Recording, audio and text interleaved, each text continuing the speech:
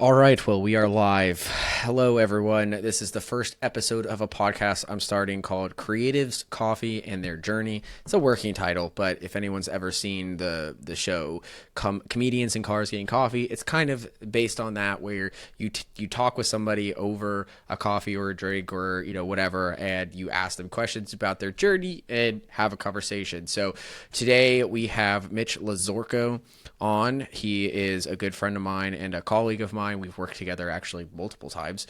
And so I'm going to let him kind of explain who he is and what he does and just give you an introduction to him and his business. Well, hello. My name's Mitch Lazorko. I'm a business owner. I would consider myself a director of photography that specializes in corporate interviews as well as personal and commercial branding. We also provide a lot of corporate headshots as well. We kind of do a broad base of work, kind of hybrid work. We do some photo, some video, also shoot and edit for a popular fitness YouTube channel. So we kind of have I feel like we have sort of a broad offering that we have, but it's very specific, the types of things that we do. We can kind of get into that a little bit if you want.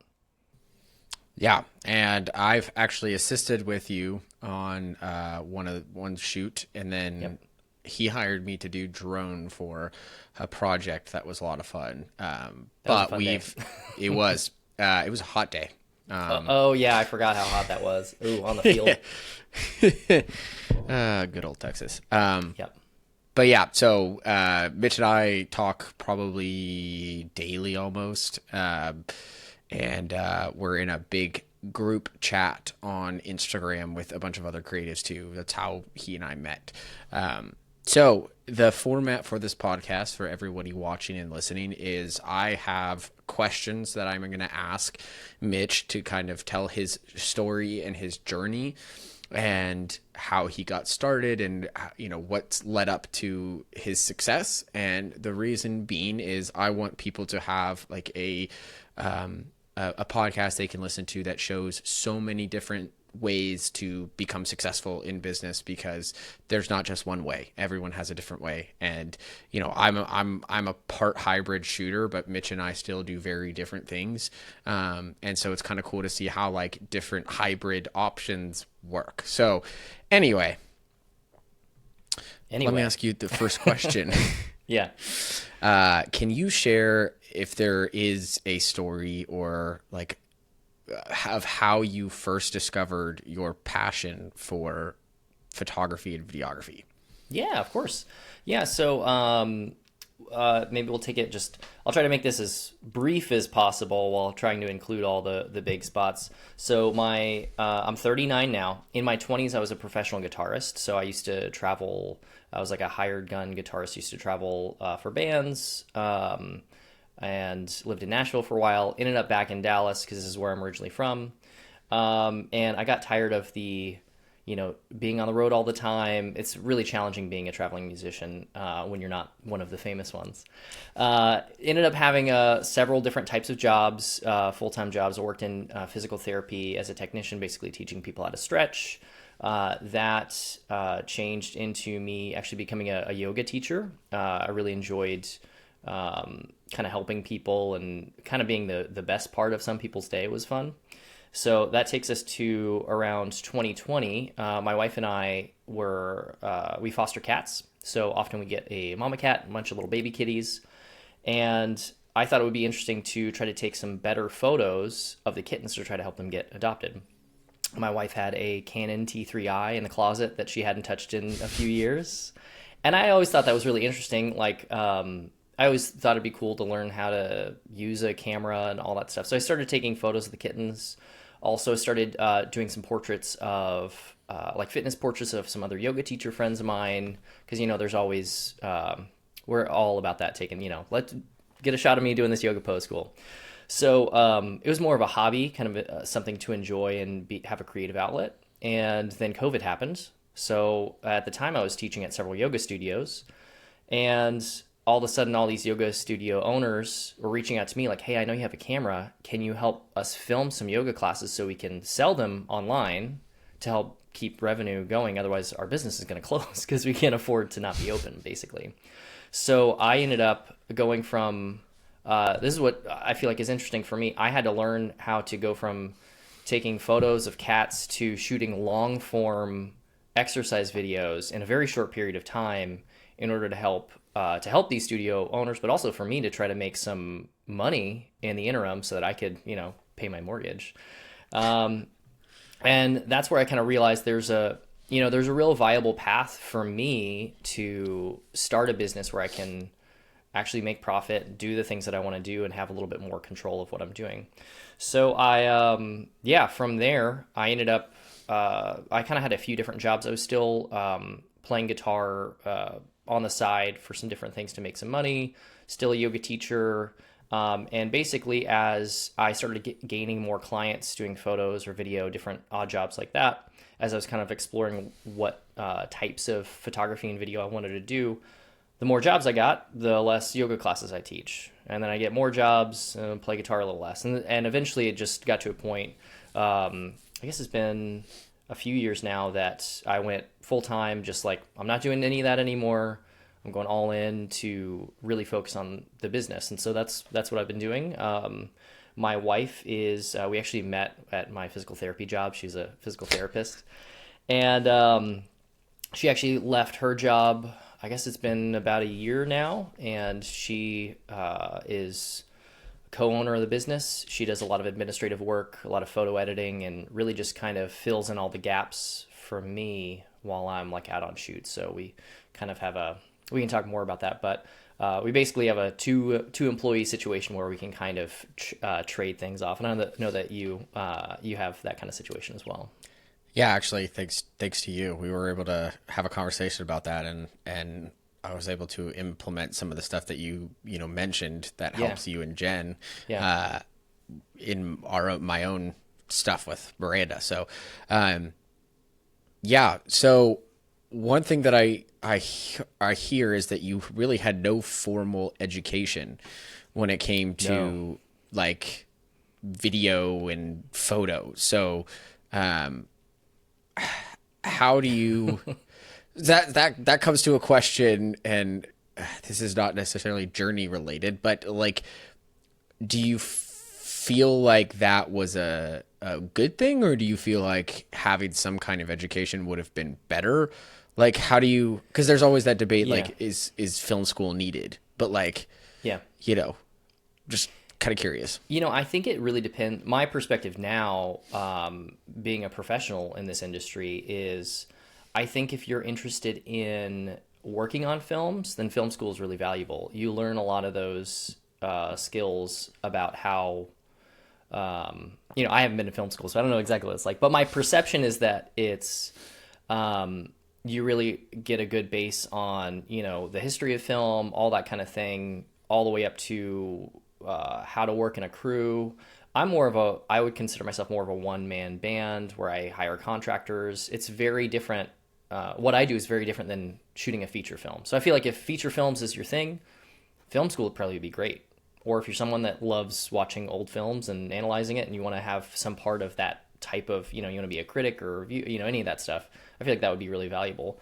For me, I feel like what I do is, I was just a YouTube student. I was just watching, all the videos, trying to figure out what was good and bad information. I remember one video I watched. This is like when I was first trying to learn how to use a camera, right? I didn't know how to use manual settings, anything like that. I stumbled across a video. It was a shootout from F-Stoppers. They were reviewing all of the like 70 to 200 lenses at the time. I had no idea the difference in focal lengths, and I just absolutely had no idea what they were talking about the whole time. And I think that for me, I'm more of a problem solver, and I think my education really came from, I have this client that needs to shoot a long form yoga video. How do I do that? All of a sudden, this really awful camera that I have, it can't film for longer than 10 seconds because it says there's something wrong with the SD card. Got to learn about data rates, all that kind of thing. Get the right card. Then, you run into the recording limits. Then you run into battery limits. And so it was all just I know where I want to get. How do I eliminate the barriers here so that I can actually do the job that I'm trying to do? And, thinking back on that, I was making not a ton of money for some of those videos that I was charging, but it was a really, I think YouTube is great. I think the hard thing is there's so much content. It's hard to know what you don't know until you've actually seen a lot of it. And I think we're both now at a point where we're not watching those beginner how to do this, how to do that video, but we're looking more at like lighting concepts and how to engage with your business owners you're trying to sell to. It's very different now than a lot of the content that I was watching when I first started. Yeah, and what's weird is that was what 3 years ago, 4 years ago that you really first, I guess, picked up a camera to like do something, of higher quality. So the fact that you've learned all of this in 4 years and produced the work that you do, it's impressive. I didn't know that. I thought you'd been doing this your whole life. I didn't know it was a 4-year journey. Well, that's nice. Well, so I grew up in suburb of Dallas. I grew up in Rockwall. So I grew up in a really conservative town where I grew up saying I want to be a professional guitarist. And every adult in my life was like, that's great, but what are you really going to do for a living? So I feel like the majority of my life has been just trying to explore what it means to be a creative person. And deep down, I have a lot of, imposter syndrome. Where like, when are they going to figure out that I don't actually know what I'm doing? And I've been able to calm that over the years. I'm a little bit better about it, but I can remember like playing guitar on stage for thousands of people at a show and literally thinking before I get on stage, these people are going to figure out that I don't know how to play guitar. Like that, I'm not really that good, and I carried that over into what I do now, but I've tried to really be like, okay, as long as my client's happy, and I'm getting paid, great. And that's kind of all I need to be worried about. Yeah, no, definitely. I still suffer with imposter syndrome too. And I've been doing this since I started taking photos since when I was 12 and I'm 28 now. So, a pretty long time, but, yeah. Okay. Next question. So you kind of talk about some of some of this, but what were some of those biggest hurdles that you had to face when wanting to turn this into a like business? Hurdles. Well, I'd say first there was trying to figure out what it was I actually wanted to do, as far as like what offerings I wanted to have, because I didn't really know what was going to pay my bills, but also what I was going to enjoy doing. So, I tried a little bit of everything. I did some real estate photography. I shot different kind of educational content. And I'm trying to think what other things that it was basically, if anybody was like, hey, can I pay you to shoot something? I'd be like, yeah, sure. Let's try it. All the way up to, I haven't shot a music video. There's one point I took an inquiry call with somebody that was like, hey, I want you to shoot a music video. I've got a budget. Great. So I get him on the phone call. He starts talking about the concept that he wants. And I realize I have no background or understanding of what actually needs to happen in order to do that. And on the phone, I was like, listen, after everything you've told me, I think I'm not the right person to do this for you. I kind of hit the wall of like, okay, I got to start saying no to some stuff. One of the other barriers was gear, was knowing what do I buy, because when you're in that hobby to maybe making a few bucks stage, it's hard to know, do I buy $1,000 light if I'm charging $50 for what I'm going to do? Do I buy, this new camera with all these features that I may not even know that I'm going to need? And so I can remember at one point I was doing a yoga shoot. We worked with Sonia Azad, that yoga thing, a long, long time ago when I first started shooting some videos at a studio where she was teaching. We were fighting a window, and so I had a big umbrella. I had a Godox 60, what is it, the 60S or the really cheap SL60W? Oh, SL, yeah. Yeah, and I got to a point where I had purchased 3 of those and was shooting all 3 of them through an umbrella just to get almost enough light, because like I could justify, spending money on $100 light or $110 light I just keep buying those. And at a certain point, I was like, this is taking me forever to set up. I just need one light. And so I eventually bought like a 200-watt light or something. But it's hard knowing, how much of an expense you need to incur to do what you're trying to do when you're figuring out what it is that you even want to do. I'd say that was probably the biggest barrier for me. Yeah, I've definitely been in those lighting situations. I had like three 100-watt lights just like blasting into this person just because there was this bright, Yeah. like full window behind them at like the middle of the day in Texas. And I was like, yeah, I'm not prepared for this, but You do what you can with the situation that you're in, and I try to, with every shoot that I do, try to take away one thing, like how could I have made this better? What could I have done differently to make the client experience better, or what could I have done to have a better end result?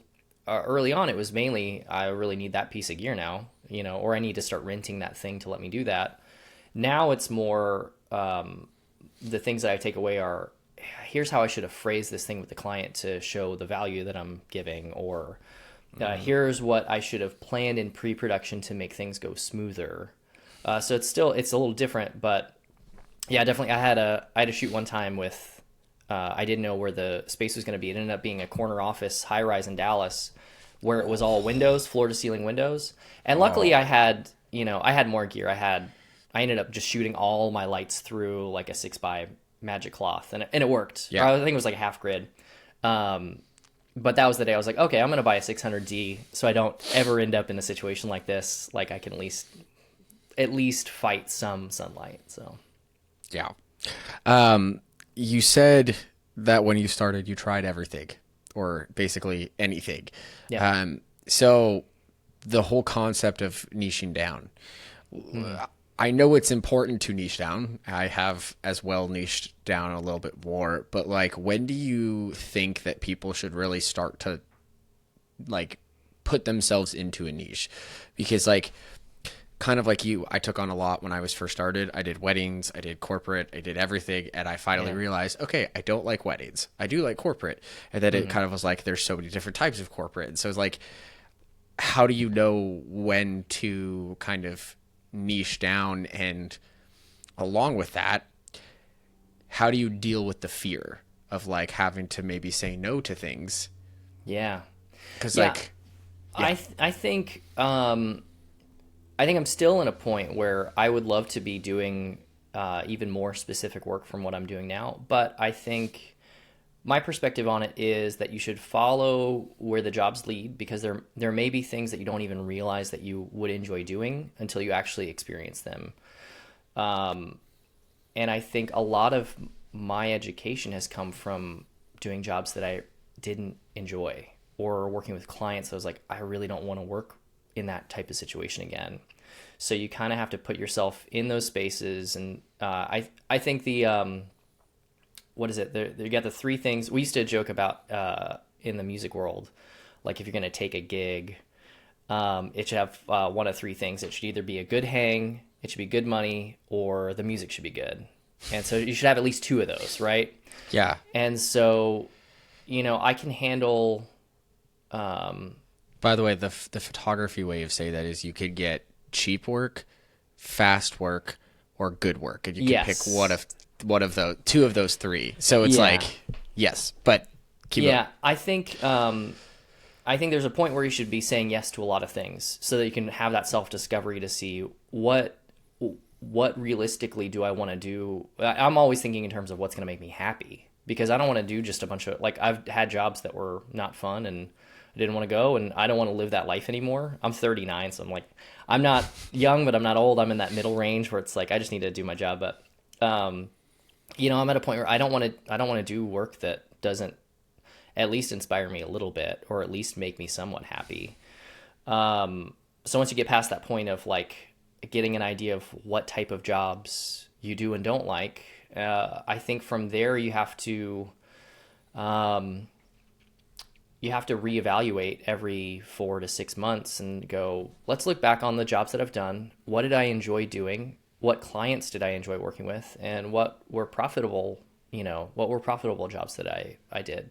And then once you kind of gather that data, go, well, I really liked working with this one client, and I really liked this one project because it was creative, but it also made a little bit of money. So I want to pursue those things. So maybe you specifically look for those types of clients or those types of projects. Do that for 4 to 6 more months. After that, reevaluate, how did that really go? Is this still something that I want to do? And just kind of over time, dial back, try your best to dial back some of the work that you don't enjoy and try to invest your time in finding the jobs that you do enjoy. Now, that's easy to say when you have clients that are reaching out to you and you have the option to say no. It's really scary to say no. That battle of how do I tell this client that I don't want to work with them, all that kind of stuff. Like that's a big challenge. And I think along with that, every 4 to 6 months, you should be reevaluating, especially early on, what are your rates? If you're thinking about, are my rates not high enough? They're probably not high enough.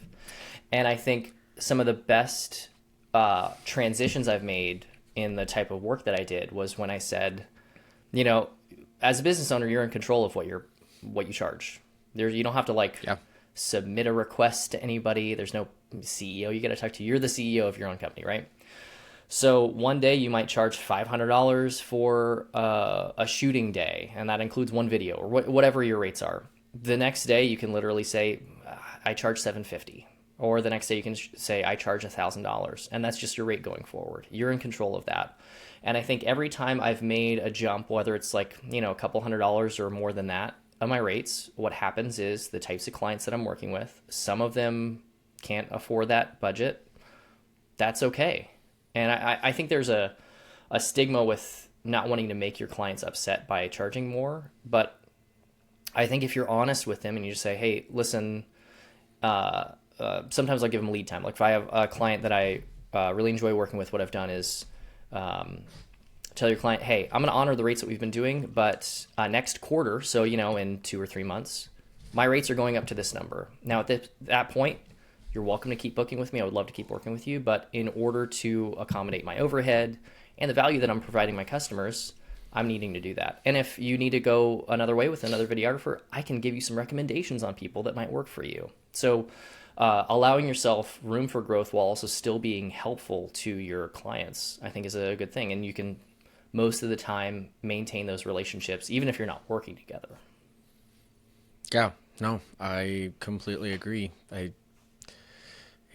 Raising your rates is one of the scariest things that you can do as a creative entrepreneur, because you don't want people to think that you're, too expensive or whatever the cause is. But I've noticed that the more I've gotten into things, the more expensive the gear gets, the more subscriptions you have, the more, now Miranda works with me. So it's okay, we actually have overhead other than just me.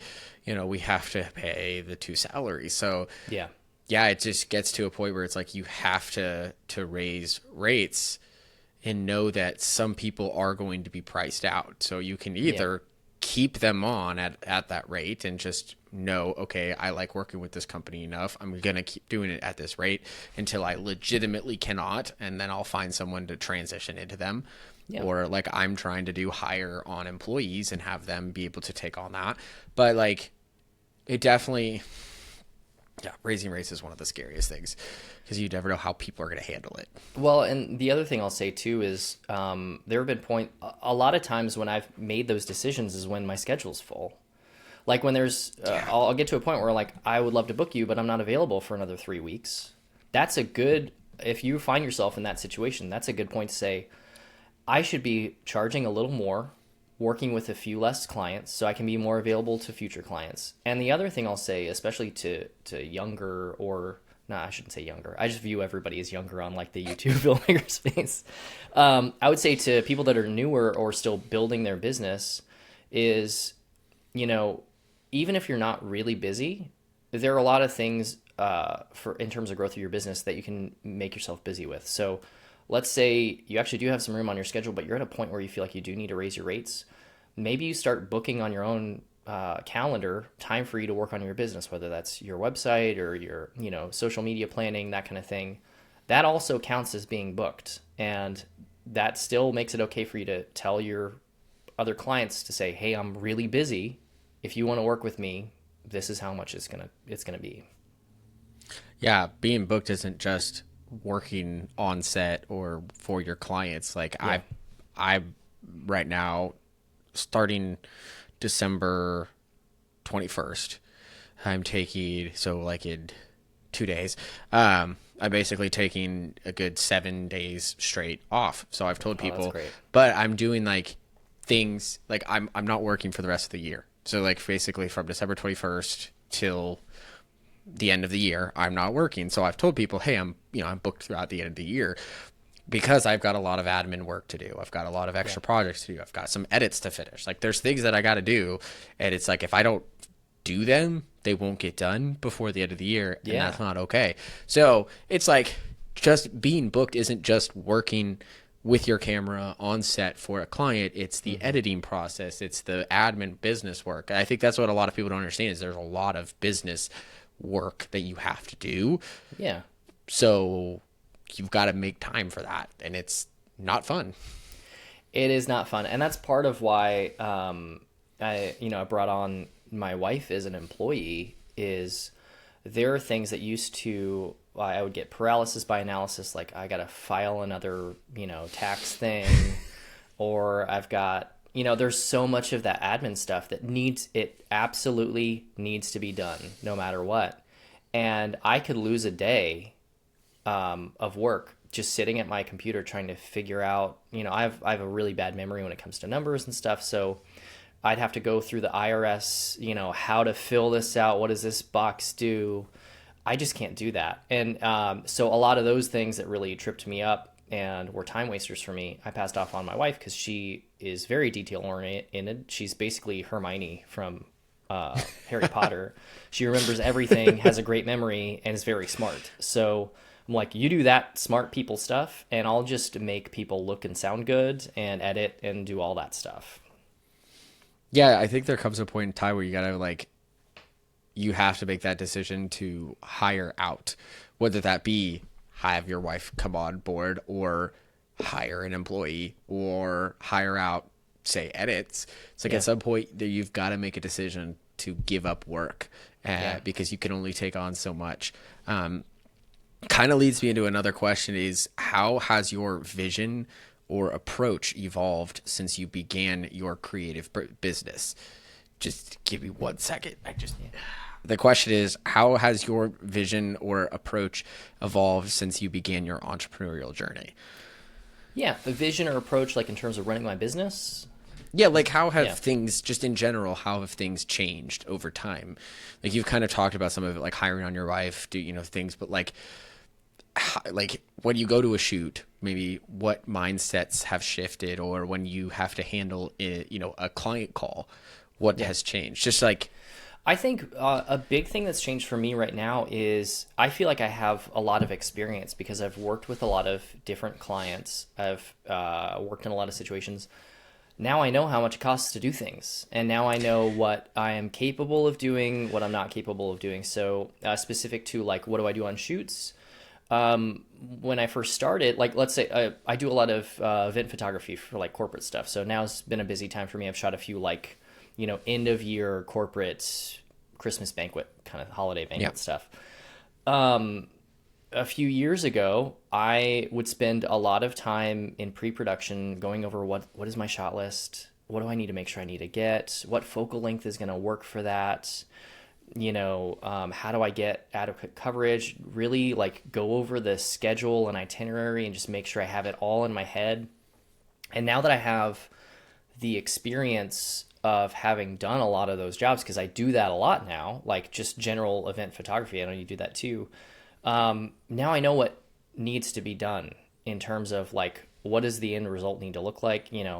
I need wides, I need people smiling, cheers and glasses, I need this, I need that. So I have the experience of that. So now what I'm focused on when I go to those shoots is trying to get better takes from those people. A good example is this is event photography. A lot of times I'll be asked to have like a couple of people applauding after a speaker. I fake those almost every time now. So okay, yeah, so and this really works great. So because often they're in dark rooms, I don't want to shoot with fast shutter speed because everybody's blurry, and you never know when. I don't want to sit there and wait and point a camera at the audience. So what I do is, let's say a lot of times there's like a mixer before the thing, and then everybody sits down before the speaker starts talking. When that happens, once a section fills up, I grab a couple of people and I go, you hold your hand like this, you hold your hand like that. I want you guys to look up like the speaker just ended and you're applauding and happy with smiles. Get a couple shots, do that a few times, and my clients never know that that's not a candid shot because it's all about direction. And so I'm not worried about getting that shot because I just know to do that. Or, that's a tool in the toolbox if you need it. I'm trying to think what else we had. The question was about just how things have changed. How my vision, your process more than vision, but like process and approach to business. How has that changed over the years? Yeah, I think the other thing is having an employee that I have to work with and communicate with, and all that has really expanded my abilities as a business owner. So I think you've probably gone through this as well. Before, when it was just me, it was all in my head. So, I'd make a note, okay, I got to do this, I got to do that.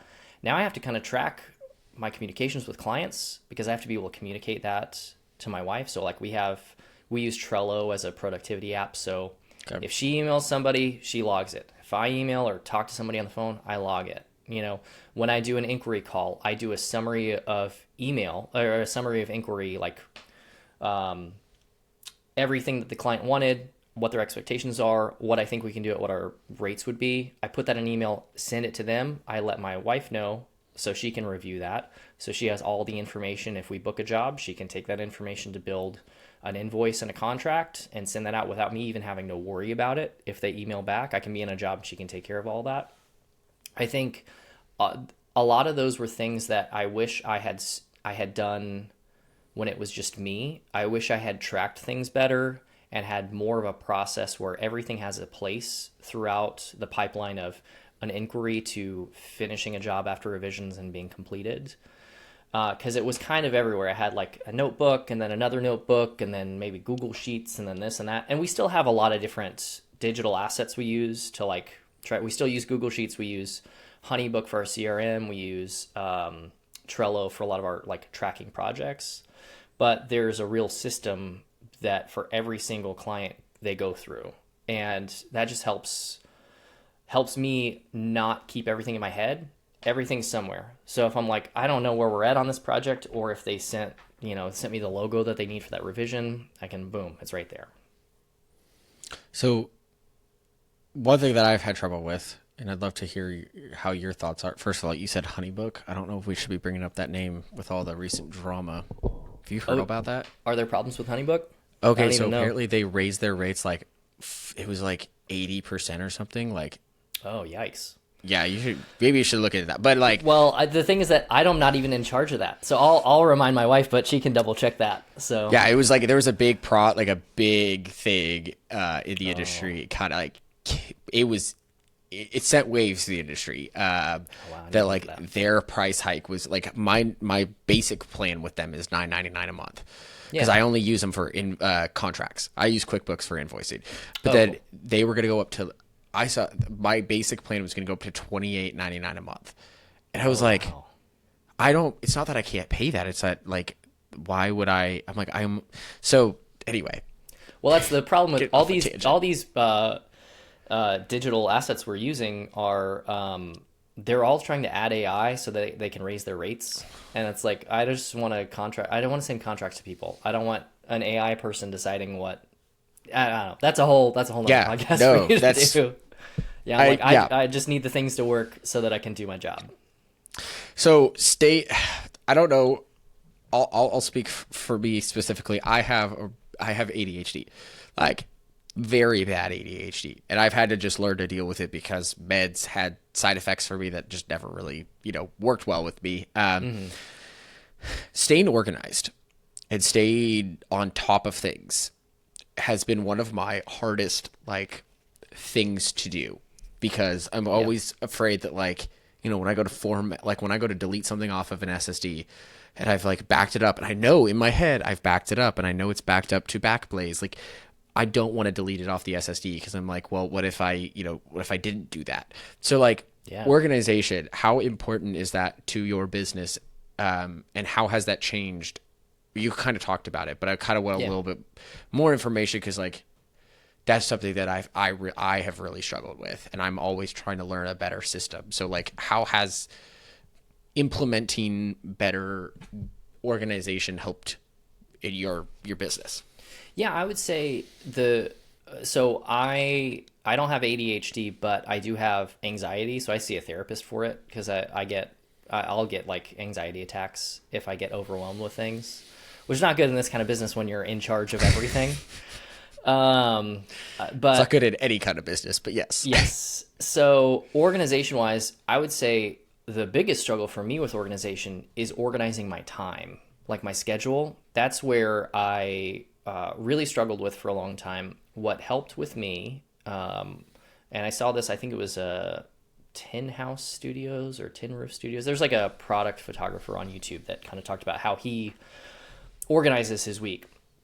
And so I took some stuff from that. So at the beginning of his week, he goes through and he looks at every hour of the day during the week, 8 a.m. to 9 a.m. Monday, 9 a.m. to 10 a.m., all the way to Friday. Or, he does the whole week and he just blocks, this is when marketing is happening. This is when editing happens. This is when a shoot happens, all that kind of thing. And I use that as a guide to help me do that as well. So we have a shared Google Doc where I created basically just a grid like that. So it's Monday through Monday, and you can see every hour has a block, and it changes every week because sometimes I have shoots or different editing needs to happen.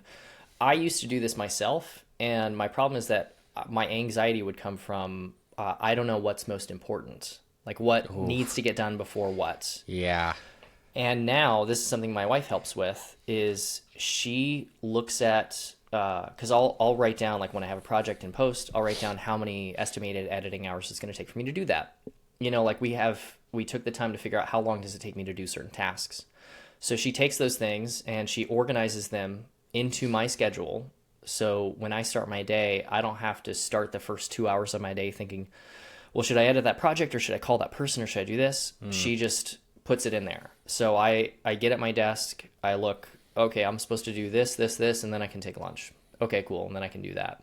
That's been the most helpful thing for me in terms of organizing my time, because now I'm not wasting as much time worrying about what is supposed to happen. And it does help me from getting stuck on my phone looking at Instagram at all the other cool projects other people do. But that's another problem. Yeah. Yeah, that is I've been trying to get off my phone a lot recently because it's just It's hard, I'm in a little bit of a it is. The thing is that those apps are designed to make us feel bad about ourselves, so we'll keep looking at it. And I had to talk with my therapist a lot about that at a certain point, because I was like, I'm seeing all this cool stuff that all of these younger dudes are making, and it's like they're not even projects that I want to do for a living. I just think they're cool and they make me feel bad because I'm not making cool work. Like, I enjoy shooting corporate interviews. I just want to make them as good as I can. But it's hard to get away from that sometimes. You have to, I'll leave my phone in the kitchen and be like, I'm not going to go back out there unless I need to, text a client about something. And I just try to stay focused on what's happening in the office. So that actually brings up a question, because, I find that, like you, I look at things and I'm like, oh, that's such a cool thing that they did. Like, how do they have the time for that? Yeah. How do you deal with the whole, I don't know if it's necessarily imposter syndrome, but how do you deal with the whole thing of oh, I wish I could do something like that, or, oh, I wish I had, even I look at how much David Moorfield or Peter Mokri work, and I'm thinking to myself, how do I get to work that much? How do you deal with, how have you dealt with those kinds of feelings? Because I also have anxiety, not technically clinically diagnosed, but my therapist and I talk all the time about anxiety, and I You have know anxiety about whether you have anxiety. Yeah. Yeah. Yes. But how do you handle that? Yeah, I think I try to bring it back to I'm paying my mortgage, I'm paying my bills. I'm not in, of anything. My business is doing the best it's ever been. My wife and I have a roof over my head. We can feed our cats, and as long as we have that, we're good. Um, I try to when it, like let's say I'm on YouTube or Instagram, I see like this cool project, like hey guys, check out this thing, and at first I'll feel bad, like man, that looks so cool, but then I'll try to analyze how did they do that. Well, realistically, that looks like a 3-day shoot. They were in the desert and they had to rent a classic car and they had to deal with having this and that. And when I try to break down what it probably took to make that project, that just wears me out thinking about it. And so it's like a lot of times I'll try to break down what it took to do those things and realize I wouldn't even have time for that if I wanted to, because I'm busy with my work and I need to just focus on what I'm doing and be happy with that.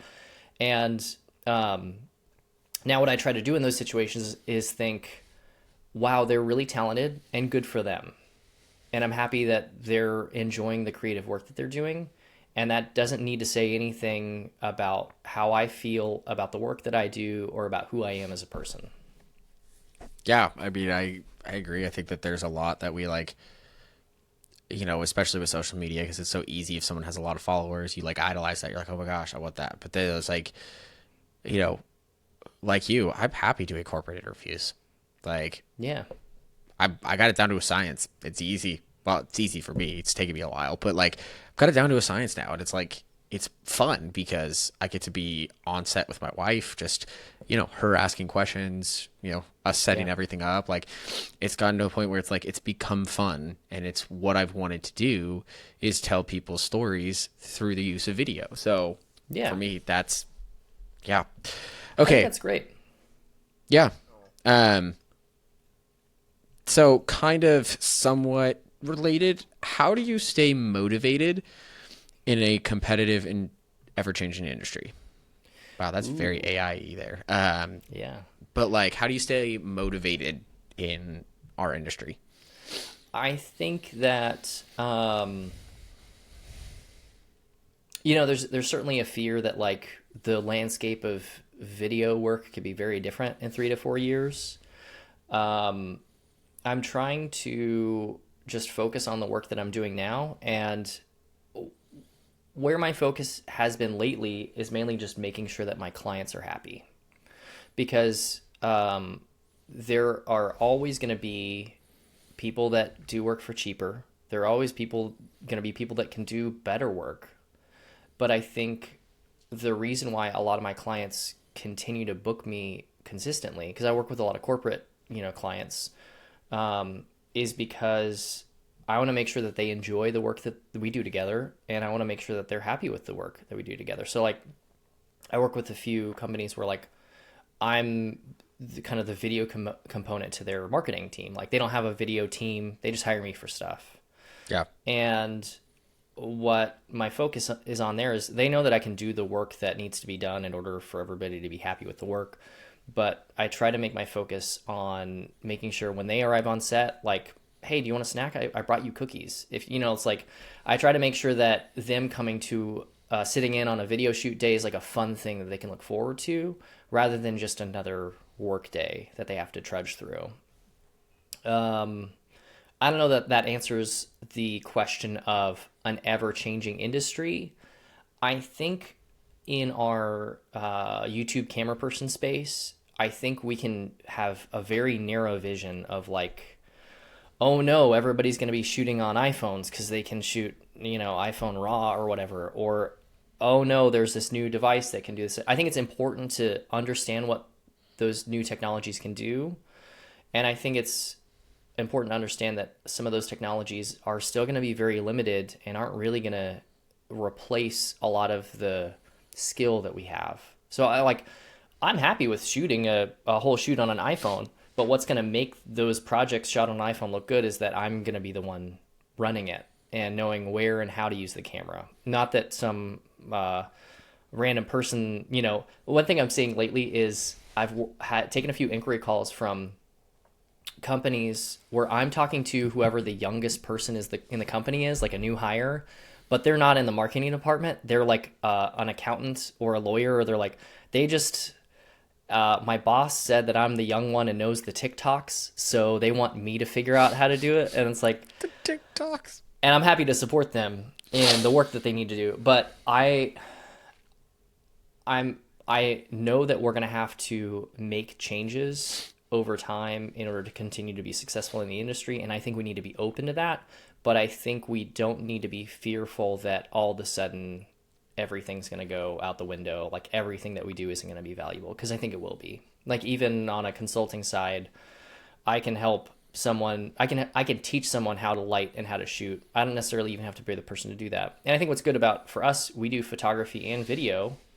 So we kind of have a few different things we can offer, and people are still hiring photographers professionally, even when they have iPhones, because it's nice not to have to, if you're putting on an event for your company, it's nice not to have to be the person that takes all the photos. You can just hire somebody and that's it.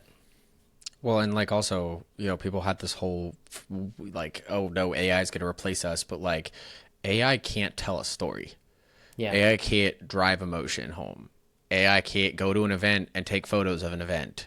Like they can't film a wedding. They can't do all these things. Like they never will be able to. Yeah. Until we get robots that can do those kinds of things, but they won't even know the moments to capture when it comes to events. So like TikTok, vertical video really threw a wrench in our industry, and people have either sided with it and just done it, or they've fought it. And most of the people that have fought it, I don't see in business much anymore or doing as much. And so it's kind of like you could correct me if I'm wrong, but you kind of just go with where your clients want you to go. Yeah. And like, yeah. I think there's an aspect to giving expert advice, and there's an aspect to just making your client happy. So my assumption for the most part is that even when I'm shooting something just horizontal for a client, most of the time I'm still encouraging, like, let's shoot it a little bit wide so we can crop in if you ever want to use these digital assets in the future. You can use a vertical version of it. So what I'm seeing a lot now is I might not just do a 3-minute testimonial deliverable in horizontal, but I might do a 60-second vertical cut of it, and then I might also deliver 20 vertical color graded clips for them to just have in case they need to use that for their digital marketing. That's a good. Do you charge any more for that, or do you just provide that? Okay. Yeah. So like most of the time it's, we'll do a shoot. Maybe we do a talking head and we're shooting some we've got some time to shoot B-roll to accommodate the story. And then it might be hey, let's plan to spend a few extra minutes. We'll get a few other angles, a few other things. And then if they want to add on, I don't charge a ton of money for it, but it's sometimes a nice thing for if I'm working with a marketing department. They typically have a social media manager, but they don't do video editing per se. They just like to have some footage that they can throw a logo and some text on to be like, hey, it's Valentine's Day. Let's do the, whatever it is. Yeah. It's nice to be able to offer that.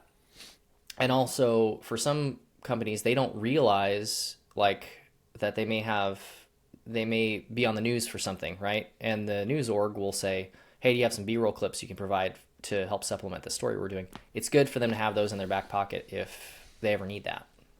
So how do you sell that to them? Do they just ask you for that, or do you say, hey, I can, for an added price, I could do X, Y, and Z? Yeah, I basically just include it on as a, I price it as like an editing hourly rate. It just depends on what they want, but it's normally like, you throw on a half day of editing and I can provide you 10, 15, 20 color graded clips, whatever you need.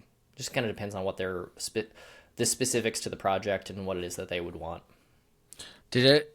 So I'm asking this because I've had people ask me these questions. Yeah. How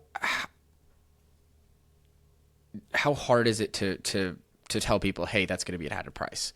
Like when you first started out, like when, like, let's say your first client. It's so hard. Yeah. Okay. What steps did you take to be able to do that?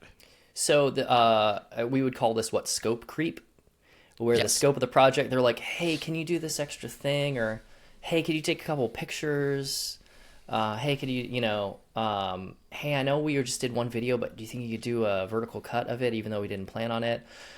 Normally in those situations, when I was earlier in the business, I'd just say, yes, I can do that. And I would just do it. And I wouldn't charge anymore. And I ended up spending a lot more time editing, a lot more time trying to bend a project to fit whatever it was that they asked for after the fact.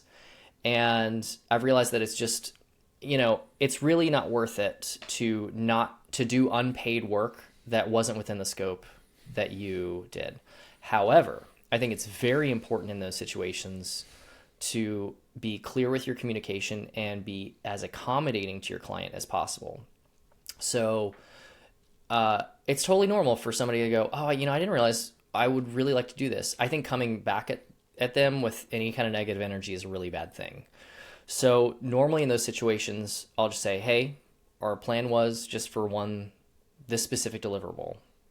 We can absolutely do this other thing, but here's probably what the rate is going to be to accommodate that. Or if you're on a shoot and they're asking you to do something extra that day on the shoot, it's really important to say, hey, we only have this much time allotted to get this other shot. We can do the thing that you're asking for, but it's going to limit the time and potentially limit the quality of the original deliverable that we had.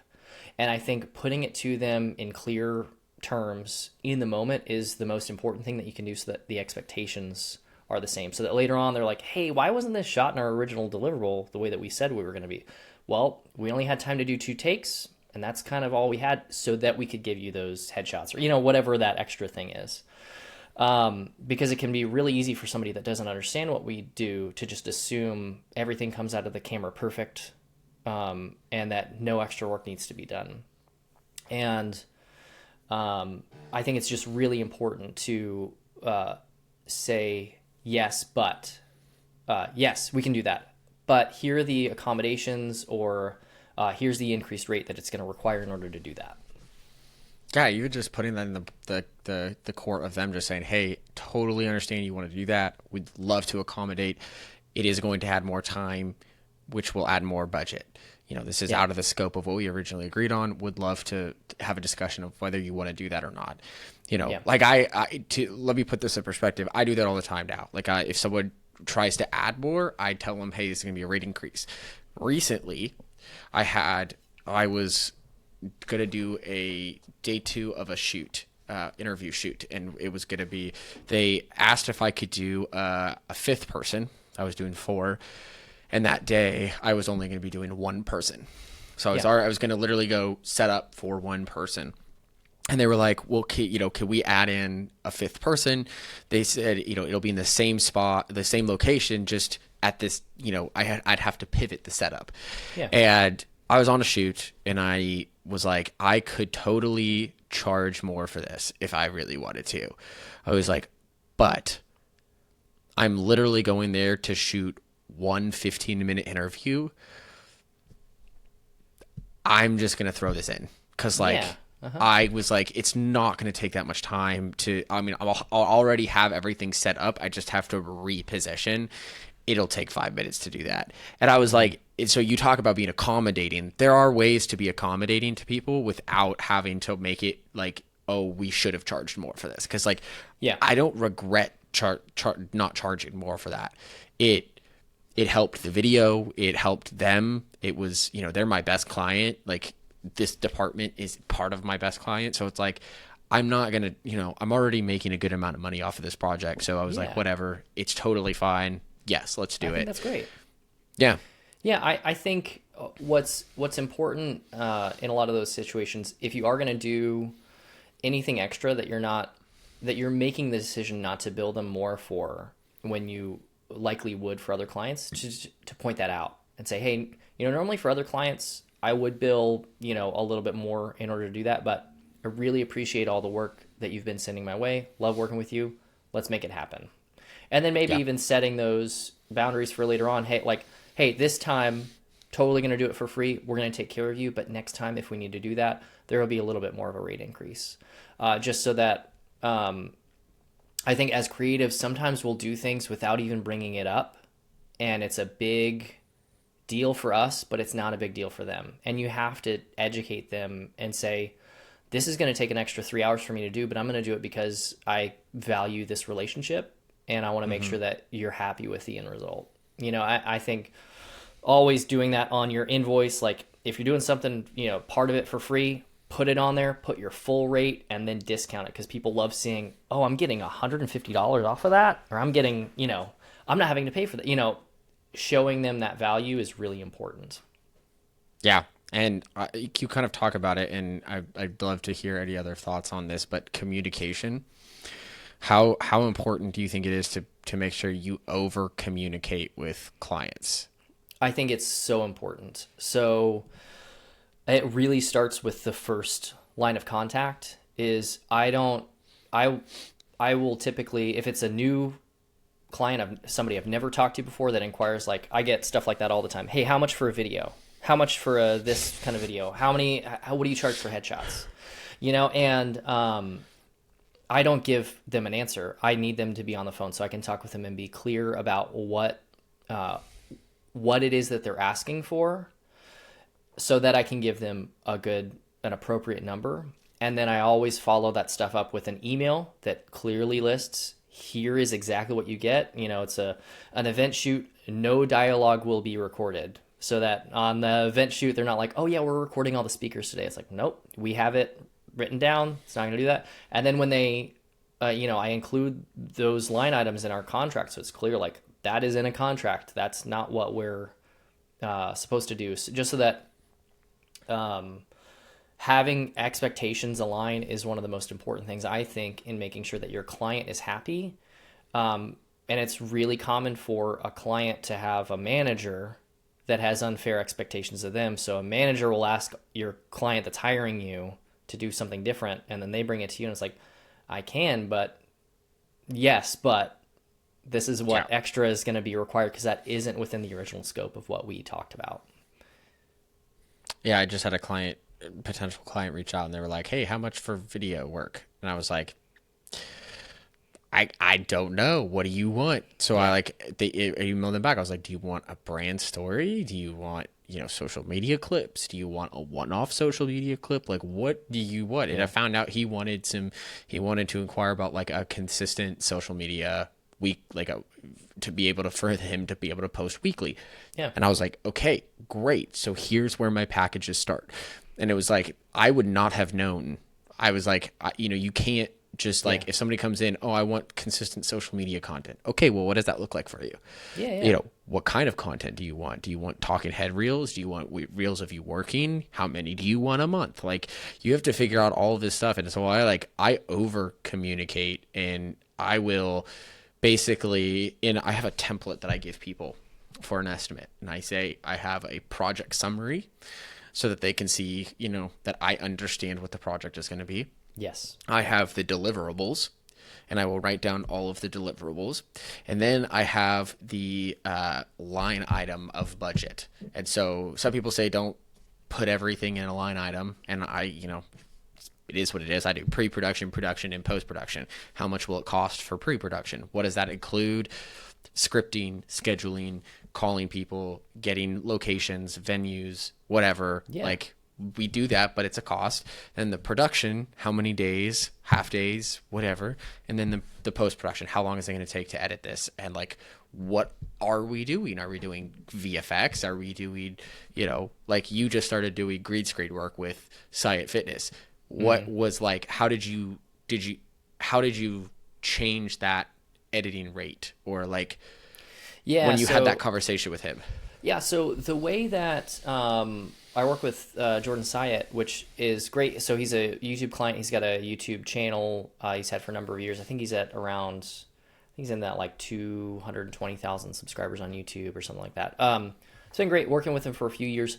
We kind of have an ongoing relationship. I shoot with him every week. So I have a day rate that I shoot with him, and I have an editing rate, and we kind of leave it at that. So um, it was one of those things where I can accommodate. We created a new YouTube channel So he has two YouTube channels. One's a workout channel for kids that is the green screen thing that we're talking about, and it's going really well. The idea with that is like, on a shoot day, the work that we're doing on that shoot day, we accommodated. So some of the shooting that we were doing for his fitness channel, we tightened that up a little bit to allow room in our time frame to do that on the same day.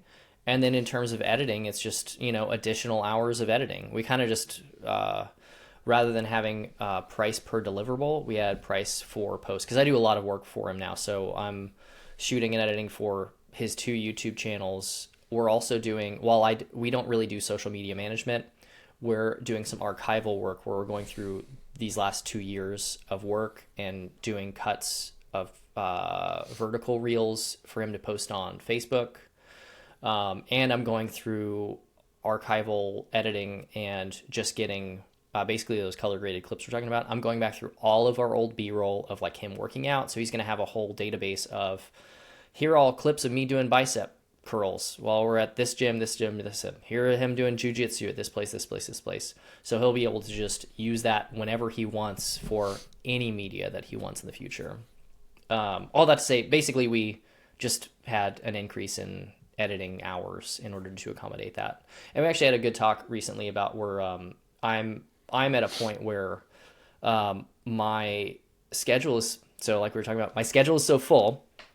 I did an audit of what my hours have been like for the last month and a half, 2 months. I've been averaging 65 to 70 hours of work every week, which is too much for me to accommodate. It's like, no wonder I'm tired all the time. And I'm not, I feel like I'm having a hard time keeping up. No wonder, because I'm working so much. So I went through the process of getting some quotes from some editors, and I'm looking at, I think some of that site content I'm going to start bringing on an editor just to take care of some of that to free up time on my schedule.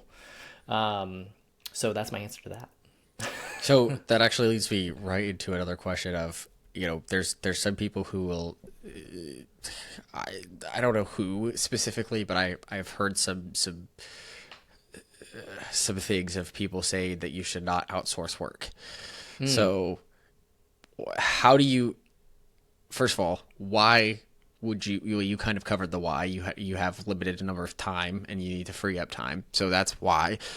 How do you, I don't know really where I'm trying to go with this, but like, how did you know it was, How did I know it was time to try to contract an editor? yeah, I mean, you kind of talked about that. You said you audited your time and you realized you're spending too much time editing. So like, Yeah.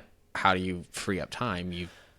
Yeah, try to take care of that. So here are some of my baseline goals for me as a person. So here's some things that I want is, in an ideal world, I'd have a 2-day weekend every week so that I can spend time relaxing, recharging, spending actual quality time with my wife. We can do things that we want to do. And in an ideal world, I would be getting 8 hours of sleep every night, and I would have time to exercise regularly and time to prepare food so that I can have a more healthy lifestyle. So as somebody who was a yoga instructor, there have been points in my life where I've been in really good shape. I am in very poor shape right now.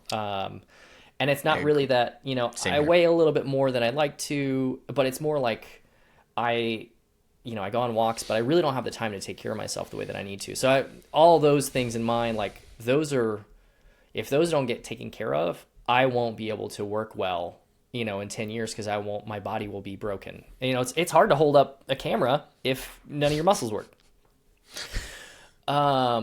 Yeah, so that's a problem. So those are all things like I can accommodate, maybe I have a couple weeks of heavy work with a bunch of shoots. I need recovery time, but I haven't had that at all in a while. So I don't want to have the type of business where I bring on more employees. Moorfield's kind of talked about this, where he's more of he'd rather contract people, and he's got his friend that more wants to have a big company. I don't want to have a big company. I don't want the responsibility of that, and I don't want the time commitment to that. I would much rather hire 1099 people to do specific projects so that I can do my thing and they have the freedom to do what they need to do. So my biggest hesitation with getting an editor is letting go of the control of the creative side of it.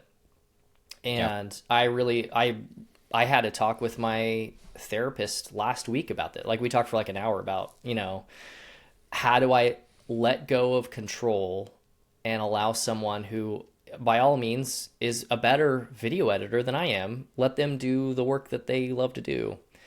And I went through and I took the time to break down, here are the steps that I take to do this specific type of video. I sent out some emails to some people to get some quotes, and I had people get back to me. And I think a lot of it is me just needing to not be an asshole about it. Sorry, you can leave that out.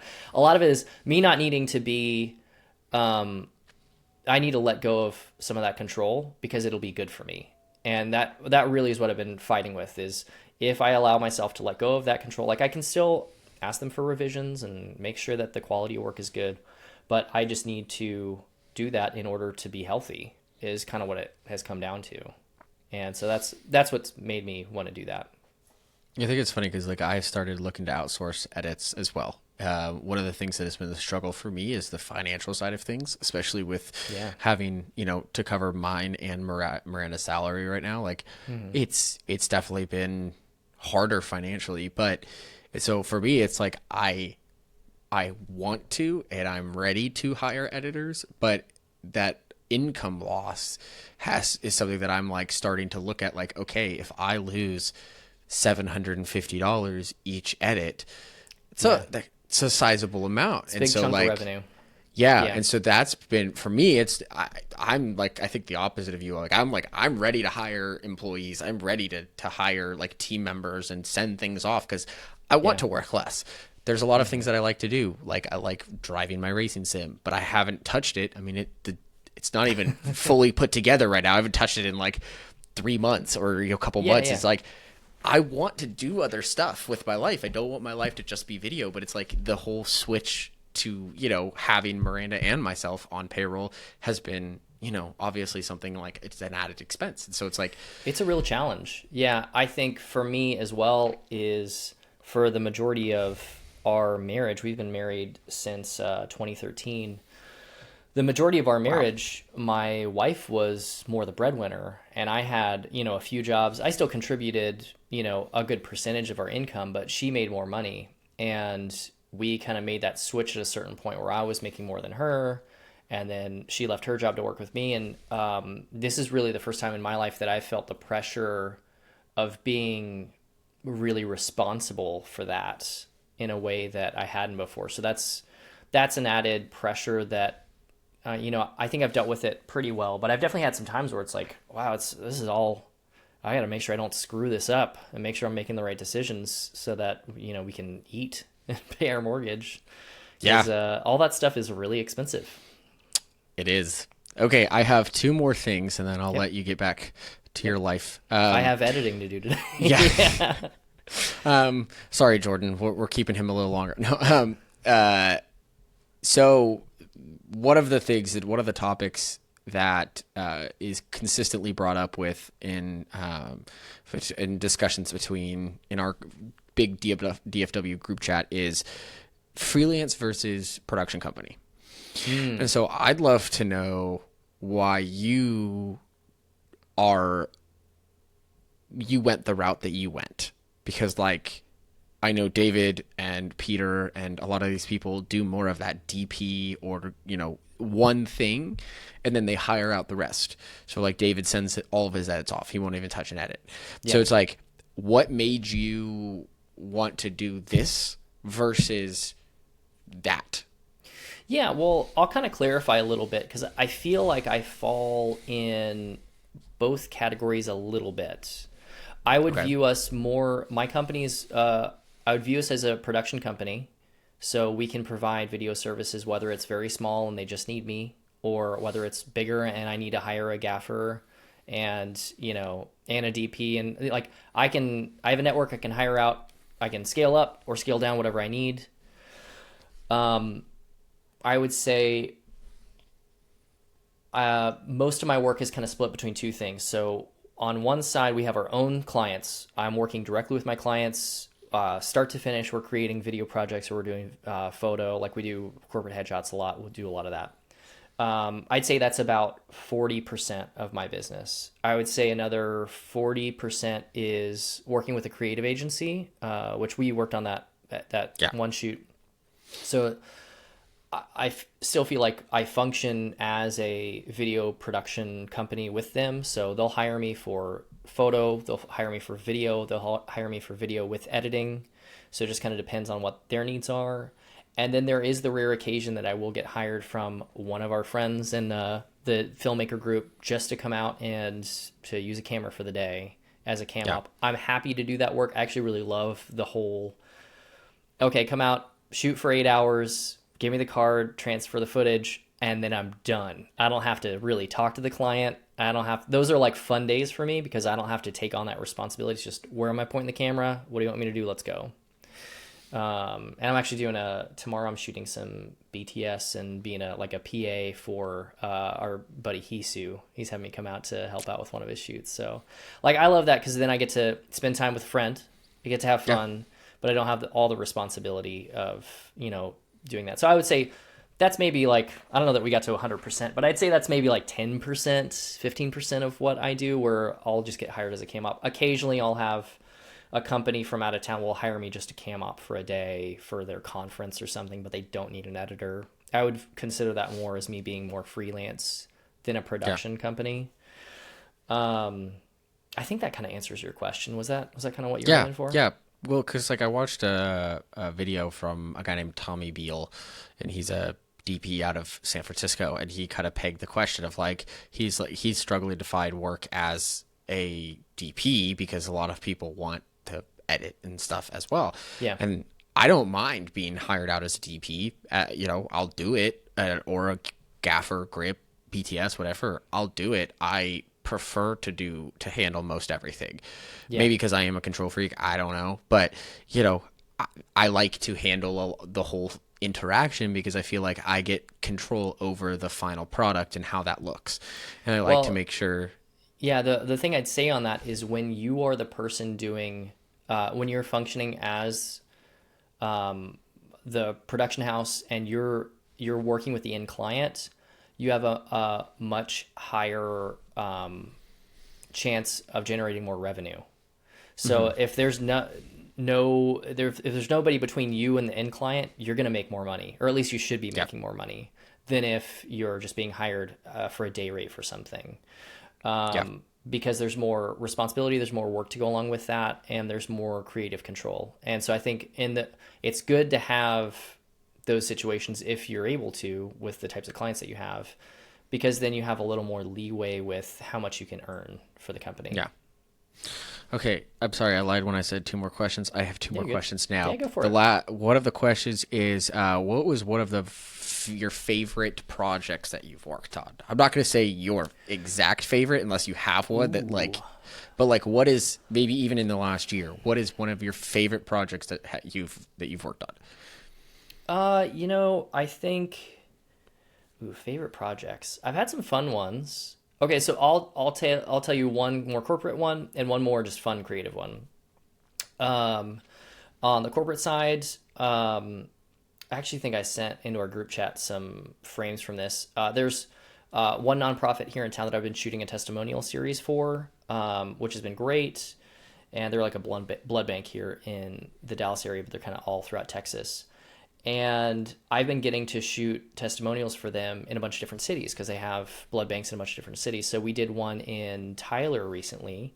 Hmm. And normally we're like renting out an Airbnb where, on Peerspace, where we're just going into somebody's house that has a bunch of bad decor and trying to fix it so that it looks like their home. And we don't have to ask the person to clean their house, or, they come in and we shoot and it's cool.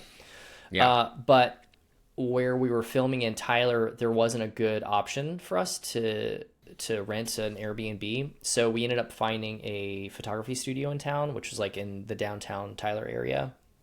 And they just had this beautiful brick backdrop. And what I love about that project is I feel like we had plenty of time to set up for the nature of the shoot.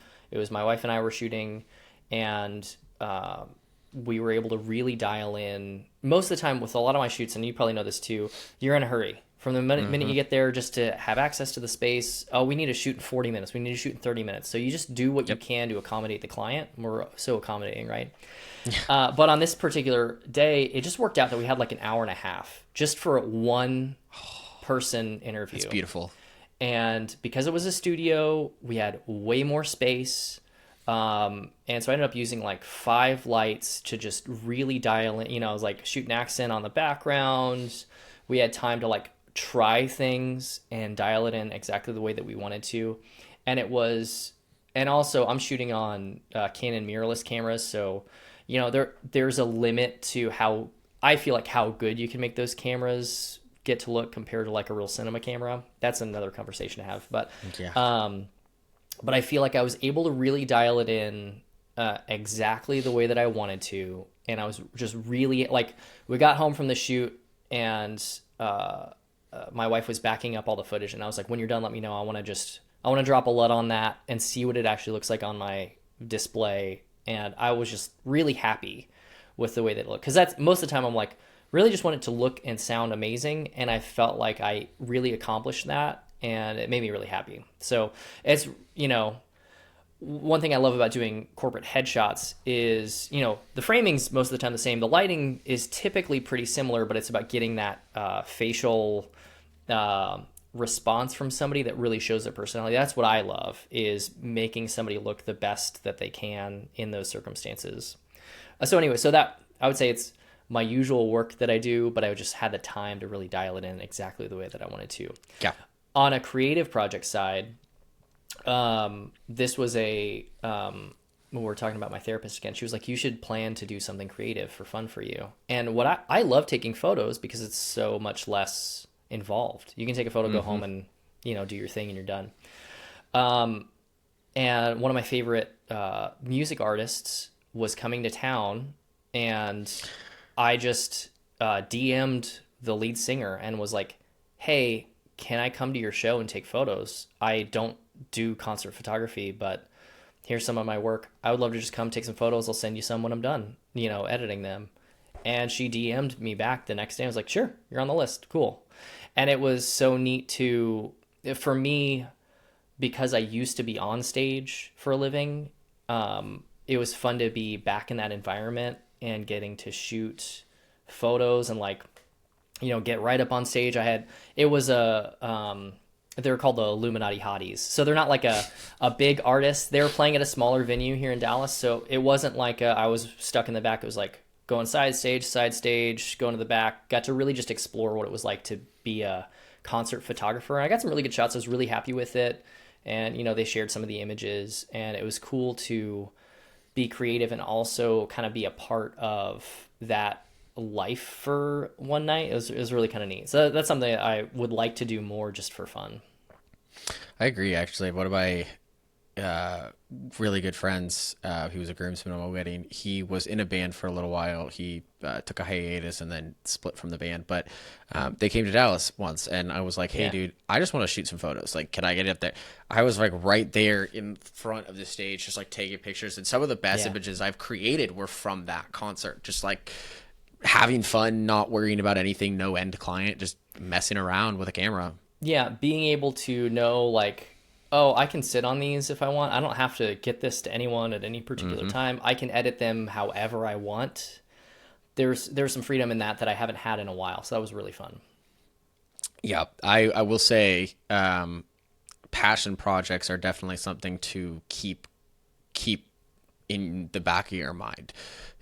Keeping to continually doing passion projects. Like, I'm working on a documentary right now, not getting paid, just working on the documentary because I want to get into documentary work, and I like telling people stories, and it gives me something to do to kind of we just did one shoot, and we used one light, bounced the light off a ceiling, and the images looked so good. I was like, okay, I love this, and it was so simple. So I think that's great. Yeah, I had one other question. Oh, yeah. So just quickly, what are some goals that you have for 2025 or going forward? Ooh, goals. Nothing, you don't have to get too in depth, but just some kind of goals that you have that, you're thinking about. I think the bigger picture goals that I have right now are finding the right workflow where I can start working with more editors to offset some of the time that I have. I mean, that's an immediate thing that I need. I'm probably going to start in January with an editor that I already have, but I think taking on a bit more of a producer role in some projects where I feel like it will work well for me to contract out certain aspects to it. I think that's what I would like to do, because I'm having clients now that can't afford the kind of rates that will be required in order to do that. And I think, one of my other big goals right now, so my wife handles our social media management. She posts regularly to our Instagram feeds, we get most of our inquiries through Facebook, or excuse me, through Instagram. But my problem is that our website is super old. The website that I have right now hasn't been updated in, a year and a half, if even that. And so all the work on it's bad. It's one of those things, I have so much better work to put on there, and it was sort of a Squarespace. I just need to get stuff up there. And now it's I don't even really send that link to potential clients, because I'm let me just send you a direct link to a specific project that I have on Dropbox or Google Drive or whatever. So I would like to be in a place, bigger picture wise, where I have a little more time to organize the needs of my business to make sure that I am generating new inquiries on a more regular basis. We get a lot of inquiries, but I'd really like to be in a place where our company is kind of on top of things. I feel like right now I'm a little more reactive than proactive, and I want to lean more back to that proactive side. That's great.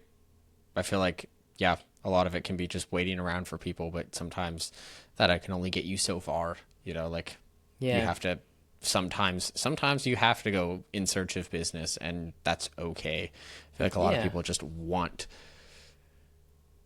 business to come to them. And while that's great, and someday it will, sometimes you do have to be a little bit more proactive.